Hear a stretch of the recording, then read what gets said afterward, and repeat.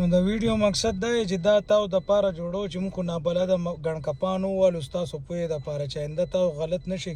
او دا میرولی استاد ټیکنیکل کالج سرکینی په ورکشاپ کې دی. یاد ساتئ کینګ آف مرسډیز دی چې تاسو دوکه نه شئ. دا ویډیو مقصد صرف دا تاسو له پیغام درکولی چې موږ نابلده ګڼکپان ووالو او چې تاسو بقایا څوک نه وئ.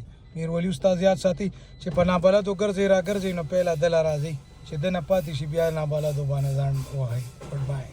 چې نابلد هم خوډه ته بیا هم دماغ کار شروع کړي. وروره دلته نابلدو خلکو مصریانو له مزې په الله دې یقین شته دومره به هم تاواني کړي.